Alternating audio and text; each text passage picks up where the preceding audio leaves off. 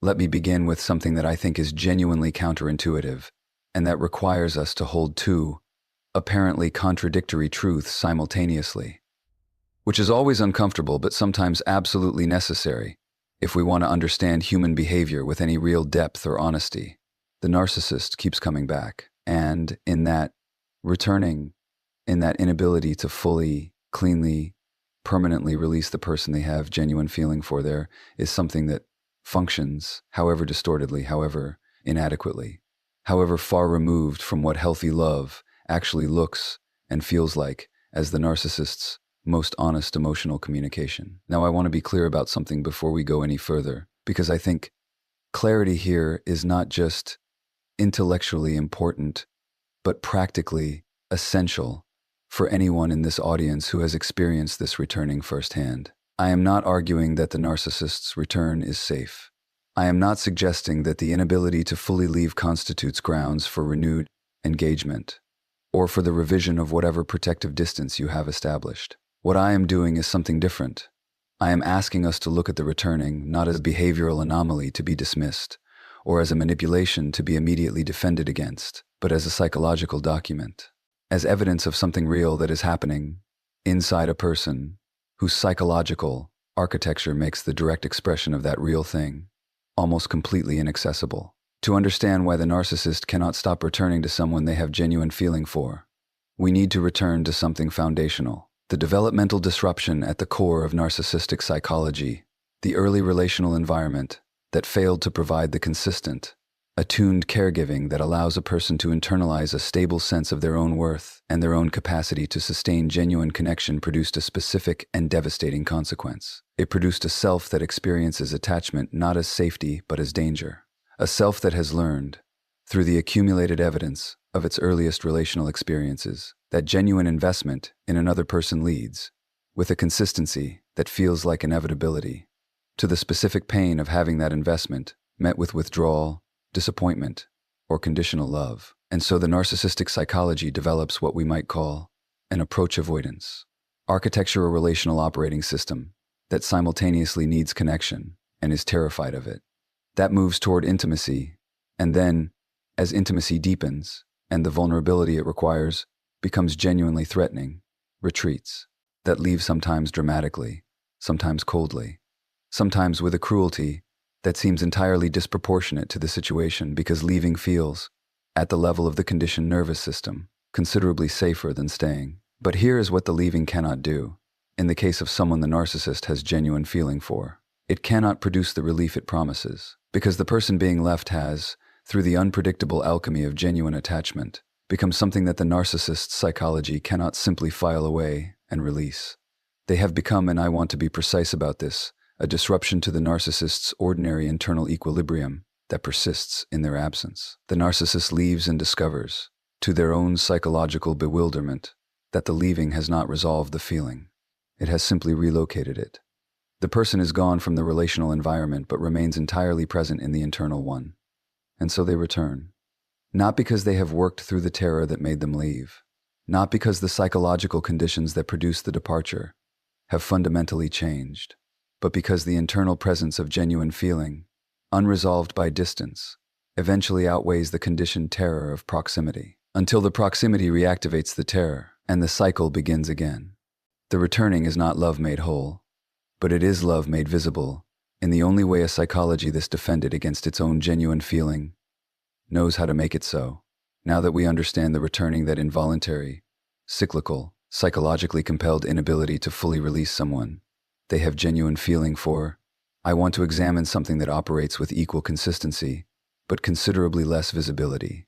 Because the returning is dramatic, it announces itself. It arrives with the unmistakable quality of a significant event that demands interpretation and response.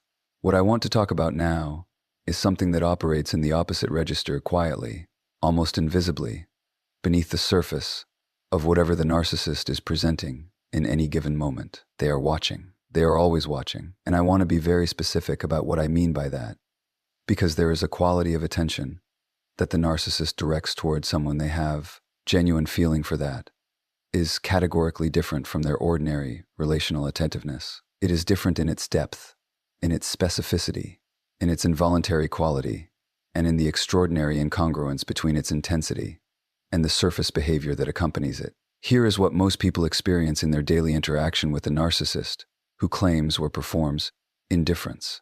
The surface presentation is one of disengagement, of being unaffected, of having, at most, a casual and peripheral awareness of the other person's existence and experience. The narcissist who has genuine feeling will frequently perform this indifference with considerable conviction, because the performance serves a function we have already established. It protects the false self from the exposure that visible investment would require. It maintains the power differential that the narcissist's psychological architecture depends upon to feel safe within intimacy. But beneath that performance, something entirely different is operating.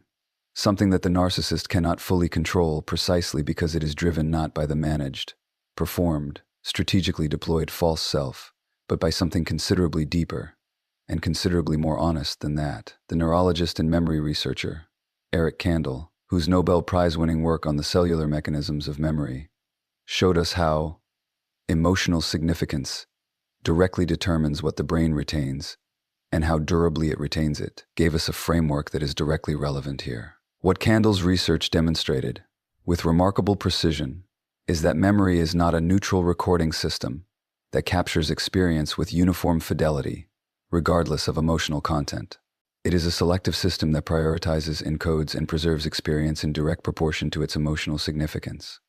The more emotionally significant an experience, a detail, a moment, the more deeply and durably it is encoded in the neural architecture of memory.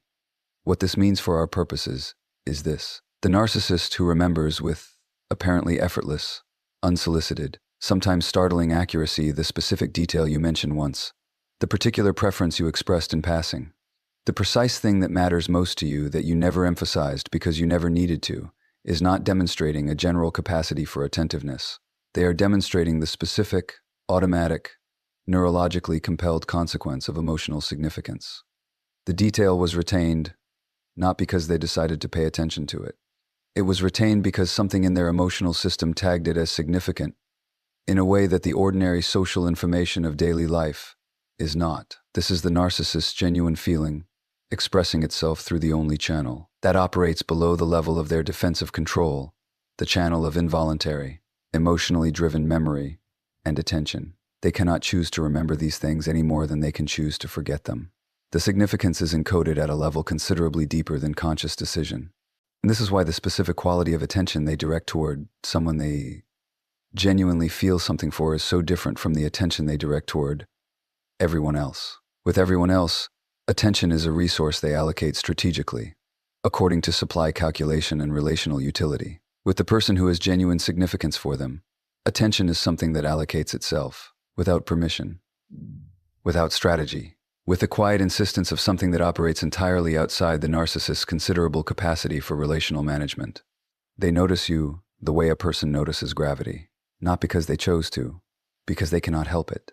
We have examined the compulsive returning that genuine feeling produces in the narcissist, and the involuntary, emotionally driven quality of attention that operates beneath the surface of their performed indifference. Now, I want to turn to something that is, in many ways, the most viscerally obvious sign of genuine narcissistic feeling, and simultaneously the most consistently misread, because it announces itself loudly, often uncomfortably, sometimes frighteningly, and yet its deepest psychological meaning is almost never accurately interpreted by either the person displaying it or the person receiving it: the territoriality. And I want to approach this carefully, because territoriality in the context of narcissistic feeling exists at a genuinely difficult intersection, the intersection where something real and something harmful occupy the same behavioral space simultaneously. The territorial response of a narcissist who has genuine feeling for someone is not simply jealousy in the ordinary sense. It is not the mild, transient discomfort of watching someone you care about receive attention from elsewhere. It is something considerably more destabilizing than that, something that arrives with a ferocity and a disproportionality that consistently startles even people who have extensive experience with this particular personality structure. To understand what is actually happening beneath the territorial response, we need to revisit something fundamental about how the narcissistic psychology experiences attachment. We have established throughout this conversation that genuine feeling, for the narcissist, is not experienced with the warmth and security that healthy attachment produces in a psychologically regulated individual. It is experienced as exposure, as vulnerability, as the terrifying awareness that another person has achieved a degree of significance in the narcissist's inner world. That gives them, whether they exercise it or not, a genuine capacity to affect the narcissist's psychological equilibrium. This awareness is, as we have seen, fundamentally threatening to a psychology organized around imperviousness and self-sufficiency. And one of the primary ways the narcissistic system attempts to manage the threat of genuine attachment is through the establishment of ownership. If I cannot tolerate the vulnerability of genuinely needing you, the narcissist's psychology reasons at a level far below conscious articulation, then I can convert that need into possession. I can restructure the experience of caring into the experience of owning. And what I own cannot leave without my permission, cannot be attracted to others without my reaction, cannot exist in relational space beyond my control without triggering the specific terror that my ownership was constructed to prevent. The psychoanalyst Melanie Klein, whose object relations theory produced some of the most penetrating early accounts of how primitive emotional states shape adult relational behavior, described what she called the depressive position, the developmental achievement of being able to love another person as a whole, separate object with their own independent existence and their own autonomous movements through the world, rather than as an extension of the self whose separateness constitutes a threat. Most emotionally healthy adults achieve this position sufficiently to sustain relationships that tolerate the other person's freedom without experiencing it as abandonment or betrayal. The narcissist, whose developmental environment disrupted this achievement at its most foundational level, has not fully made this transition. The person they have genuine feeling for exists in the narcissist's internal representational world, in a state of uncomfortable ambiguity, simultaneously a separate person they cannot control and an extension of themselves they cannot tolerate losing. And when that person's attention, affection, or intimacy moves even minimally, even innocuously in the direction of anyone or anything else, the narcissist system experiences it not as the ordinary autonomy of an independent person living their life, but as a direct attack on the psychological equilibrium that the relationship's established dynamic was maintaining. The ferocity of the territorial response is therefore not evidence of control for its own sake. It is the precise measure of how much the narcissist's internal stability has become organized around your specific presence. The more disproportionate the response to perceived competition, the more deeply your significance has penetrated beneath the surface of their defensive architecture. Their territoriality is not possession disguised as love. It is terror disguised as possession. And beneath the terror is the feeling that produced it. We have moved through the compulsive returning, the involuntary attention, and the territorial ferocity that genuine narcissistic feeling produces. And now I want to examine something that is, in terms of its daily lived impact, perhaps the most exhausting and most bewildering dimension of being in close relationship with a narcissist who has genuine feeling for you. Because everything we have examined so far, the returning, the watching, the territoriality, these are things the narcissist does. What I want to talk about now is something they do to you, something that targets you specifically, repeatedly, and with an escalating persistence that can make the relationship feel, from the inside, like a continuous examination you did not sign up for and cannot seem to pass, the testing. And I want to begin by saying something that I think is genuinely important for anyone in this audience who has experienced this pattern and has spent significant time attempting to understand what, precisely, they keep failing. You are not failing the tests. The tests are not designed to be passed. And understanding why requires us to go to a place in the narcissist's psychological history that precedes the relationship, with you by decades to the earliest relational environment, where the expectation of abandonment was not a fear, but a lesson, not a possibility, but a certainty that was taught, through direct and repeated experience, with a thoroughness that no subsequent relationship has yet been sufficient to unteach. The attachment theorist John Bowlby, whose foundational mapping of how early relational experience shapes the individual's expectations and behaviors in adult relationships, remains among the most clinically significant bodies of work in modern psychology, identified what he called the internal working model, the deeply embedded, largely unconscious set of beliefs about the self and about relationships that the child constructs from the accumulated evidence of their earliest attachment experiences. These internal working models are not simply intellectual positions. They are behavioral template scripts that the individual brings to every subsequent relationship and that shape, with a consistency that can feel almost predetermined, the expectations they hold, the behaviors they engage in, and the interpretations they make of their relational partner's actions. For the narcissist whose early relational environment communicated, through inconsistency, withdrawal, conditional love, or outright abandonment, that genuine care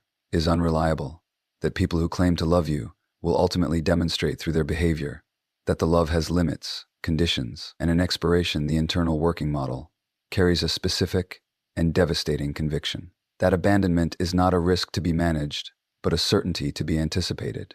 That the question in any relationship is never whether the person will leave, but only when, and under what conditions, the departure will occur.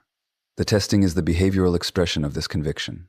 Each provocation, each manufactured conflict, each period of cold withdrawal, followed by watchful observation, each deliberate push against the boundaries of your commitment, is the narcissist asking, with the only language their conditioned psychology makes available to them, the question they cannot ask directly. Are you going to leave? Will you stay if I am difficult? Does your care for me have the specific quality of persistence and resilience that would constitute genuine evidence against the abandonment my entire history has taught me to expect? The philosopher Karl Popper's foundational work on the logic of scientific inquiry argued that a hypothesis can never be proven true through confirmatory evidence. It can only be proven false through evidence that contradicts it. The narcissist's abandonment hypothesis operates according to exactly this logic. Every test you pass, every moment of loyalty demonstrated, every evidence of persistent care extended does not prove to the narcissist that you will stay. It simply fails to prove that you will leave. And so the testing continues and escalates in the perpetual search for the disconfirming evidence that their internal working model is simultaneously demanding and at the deepest level of conditioned belief, not quite able to accept. This is why no amount of demonstrated loyalty ever fully resolves the testing. You cannot pass an examination whose examiner has already decided what the answer must be. We have traced the compulsive returning, the involuntary attention, the territorial ferocity, and the exhausting perpetual testing that genuine narcissistic feeling produces in the people it is directed toward. And now I want to examine something that sits at what I believe is the absolute psychological center of everything we have been discussing, the paradox that, once you see it clearly, makes everything else about the narcissist's behavior in a relationship they genuinely care about suddenly and completely coherent. They destroy what they cannot bear to lose. I want to stay with that for a moment because I think its simplicity as a statement risks obscuring the profound psychological complexity of what it actually describes. This is not a metaphor. It is not a poetic exaggeration of ordinary relational difficulty. It is a precise description of a specific, documented, clinically recognized phenomenon in which the presence of genuine feeling, rather than producing the protective, nurturing, preserving behaviors that most people associate with caring about something, produces instead a compulsive movement toward its destruction. And understanding why requires us to look honestly at what genuine feeling actually means, experientially, for the narcissistic psychology. We have established throughout this conversation that the narcissist's relationship with genuine emotion is not one of comfortable access and fluid expression. It is one of profound threats. The false self, that carefully constructed persona of imperviousness, superiority, and self-sufficiency, exists specifically to ensure that the genuine self, with its vulnerability and its need and its capacity for being genuinely hurt by genuine loss, never achieves sufficient proximity to the surface to be exposed. Every dimension of the narcissist's relational behaviors, at its foundation, organized around the maintenance of that protective distance between the performed self and the authentic one. And genuine feeling, the kind that we have been examining throughout this conversation, the kind that produces compulsive returning and involuntary attention and territorial ferocity, represents the most serious threat to that protective architecture that the narcissistic psychology encounters. Because genuine feeling means genuine vulnerability. It means that another person has achieved a significance in the narcissist's inner world that gives them, whether they exercise it consciously or not, a genuine capacity to cause genuine pain. The narcissist cannot feel deeply about you without simultaneously being genuinely at risk of being genuinely hurt by you. And the specific quality of that risk, its intimacy, its depth, Its resistance to the ordinary defensive maneuvers that the narcissist deploys against lesser relational threats is experienced not as a beautiful vulnerability of real love, but as the most dangerous exposure the narcissist's psychology has ever been required to sustain. The psychiatrist Harry Stack Sullivan, whose interpersonal theory of psychiatry produced some of the most nuanced early accounts of how anxiety shapes relational behavior, described what he called security operations, the behavioral strategies that individuals develop to manage the anxiety produced by interpersonal situations that threaten the self-system. For the narcissist in a relationship with genuine feeling, the narcissist should be aware of the fact that their feelings are not genuine and that they are not the only one who feels this way. The security operation that chronic relational anxiety most reliably produces is not withdrawal, though withdrawal is certainly present. It is sabotage, the deliberate, if largely unconscious, introduction of damage into the relationship that creates sufficient distance to temporarily relieve the unbearable pressure of sustained genuine vulnerability. The sabotage accomplishes something that nothing else in the narcissist's available behavioral repertoire can achieve.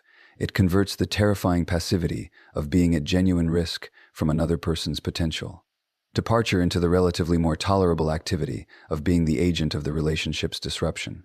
If the relationship breaks because I broke it, the narcissist's psychology reasons beneath the level of conscious articulation, then I am not the person who was left. I am the person who left. And leaving, for a psychology organized around the prevention of experienced abandonment, is categorically safer than being left even when the leaving is of something you desperately do not want to lose. This is the unbearable irony at the center of this pattern. The very feeling that makes the relationship worth sabotaging is the feeling that makes the sabotage so specifically and so permanently costly.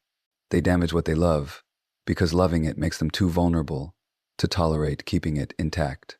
And in the moment of each sabotage, they are simultaneously destroying something they value and demonstrating, through the desperation of the destruction, exactly how much they value it. We have now examined 5 distinct expressions of genuine narcissistic feeling: the compulsive returning, the involuntary attention, the territorial ferocity, the exhausting perpetual testing, and the devastating paradox of sabotaging what they cannot bear to lose. And now I want to bring us to something that operates in a completely different register from everything we have examined so far, something quieter, something that does not announce itself through dramatic behavioral presentations or psychologically complex relational maneuvers.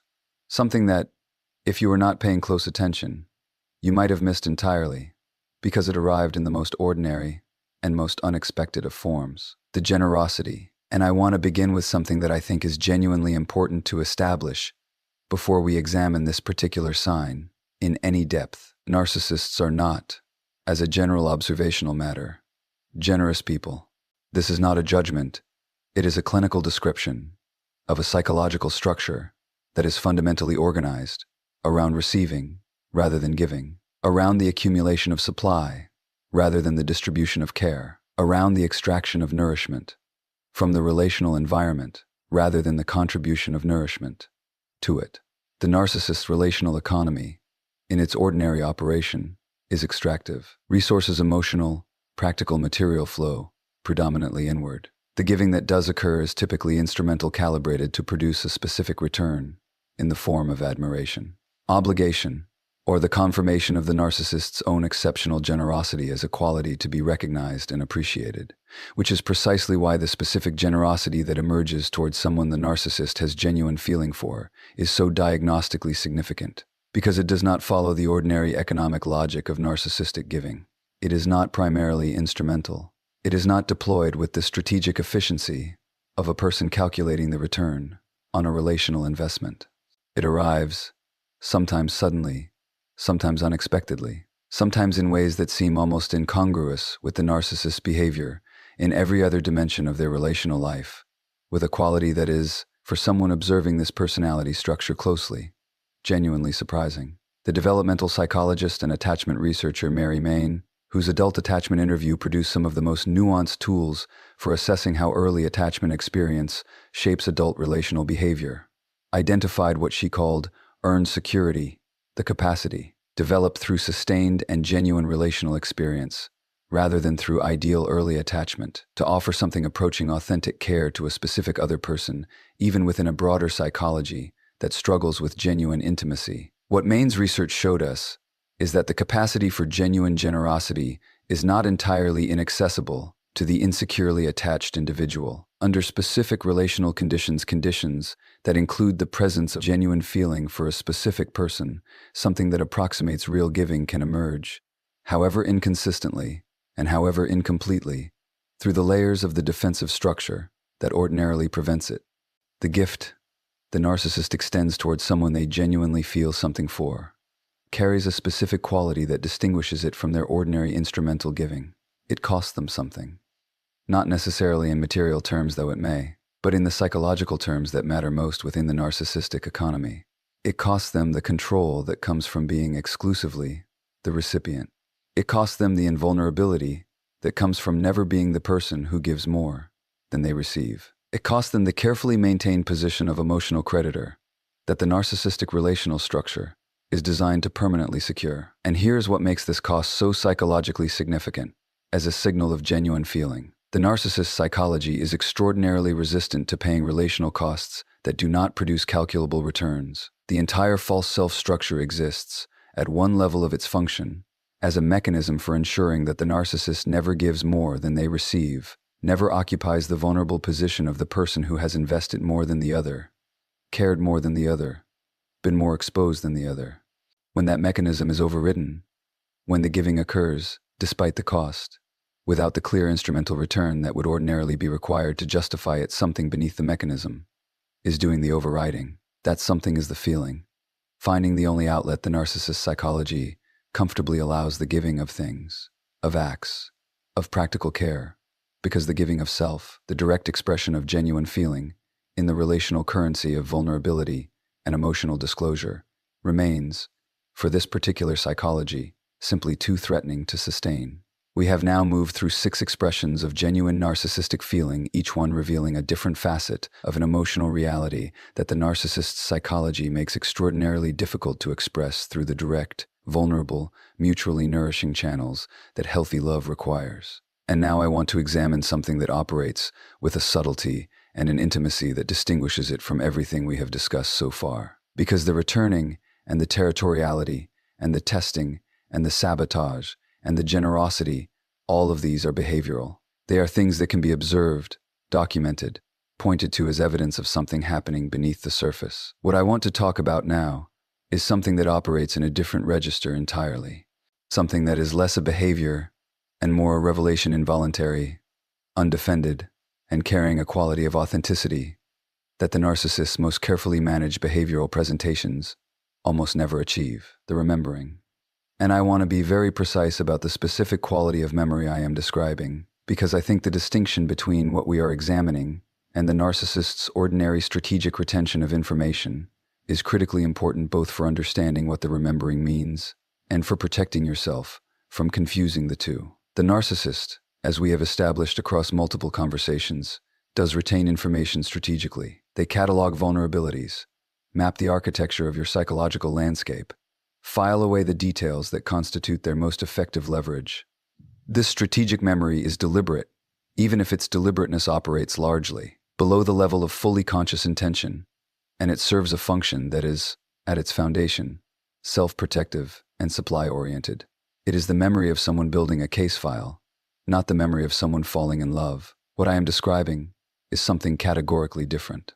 It is the surfacing, at moments that carry no strategic advantage whatsoever, of details from the relationship's history that were never important enough to retain for leverage, never significant enough to file as useful intelligence, never sufficiently connected to the narcissist's supply requirements to justify the neural real estate their retention requires. The specific book you mentioned once, in passing, 3 years ago, that they reference now in a context where mentioning it gives them nothing. The precise way you described a childhood experience that they reflect back at an unexpected moment with an accuracy that suggests they turned it over in their mind, considerably more than the casual context of its original sharing would have warranted. The thing you love that they never pretended to share, and yet somehow know in more detail than your explicit communication could account for. The particular texture of your attachment to it. The neuroscientist Joseph Ledoux, whose foundational research on the amygdala's role in emotional memory showed us how the brain's emotional processing system encodes and preserves experience through mechanisms entirely distinct from ordinary declarative memory, gives us the framework for understanding why this quality of remembering occurs. Ledoux demonstrated that emotionally significant experience is not simply stored more durably than emotionally neutral experience. It is stored through a different neurological pathway entirely, one that operates with greater speed, greater depth, and greater resistance to the ordinary processes of forgetting that erode less emotionally charged material over time. What this means is that the narcissist's involuntary, non-strategic, apparently purposeless remembering of specific details about someone they have genuine feeling for is not a choice. It is not a tactic. It is the direct neurological consequence of emotional significance, encoding those details through Ledoux's pathway, writing them into the memory architecture, with a depth and a permanence that the narcissist's conscious management of their relational behavior cannot subsequently access and cannot subsequently erase. The detail was retained because the feeling made it significant, and the feeling made it significant because something in the narcissist's inner world had, despite every defensive effort to prevent exactly this kind of investment, genuinely organized itself around the person it belongs to. They remember because they cannot forget, and they cannot forget because the feeling that encoded the memory is still present unchanged, unresolved, and carrying, in the specific accuracy of its involuntary recall, a more honest testimony to its own existence than anything the narcissist has ever been able to deliberately say.